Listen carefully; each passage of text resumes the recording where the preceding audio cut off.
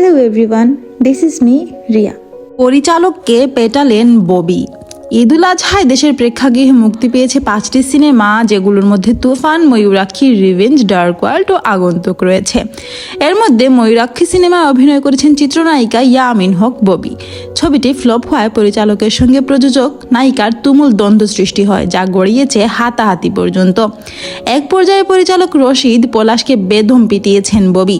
প্রযোজক, চিত্রনায়িকা ও সিনেমার কলাকুশলীদের অভিযোগ, প্রযোজনা প্রতিষ্ঠানকে দেওয়া ওয়াদা রাখতে ব্যর্থ হয়েছেন ওই পরিচালক। যে বাজেটের কথা নির্মাণের সময় বলা হয়েছিল, সিনেমা শেষ করতে তার দ্বিগুণ খরচ হয়েছে।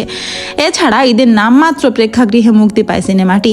নির্মাণের পর প্রযোজককে শুধু ঘুরিয়েছেন ওই পরিচালক। শুধু তাই নয়, প্রযোজক সব শিল্পীর পারিশ্রমিক পরিচালকের হাতে দিলেও তিনি শিল্পীদের সেটা দেননি।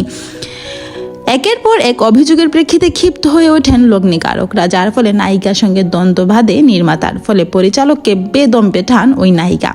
সিনেমা সংশ্লিষ্টরা জানিয়েছেন, চিত্রনায়িকার খুব হলো তাকে যেভাবে সিনেমাটি নির্মাণ নিয়ে বলা হয়েছিল তার বিন্দুমাত্র ছোঁয়াও পাওয়া যায়নি। দুর্বল নির্মাণ, এডিটিং ও হল না পাওয়ায় রাগ নিয়ন্ত্রণ করতে না পেরে পিটিয়েছেন পরিচালককে।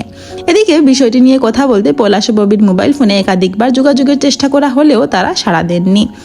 ময়ূরাক্ষী সিনেমার গল্প ও চিত্রনাট্য লিখেছেন গুলাম রাব্বানি।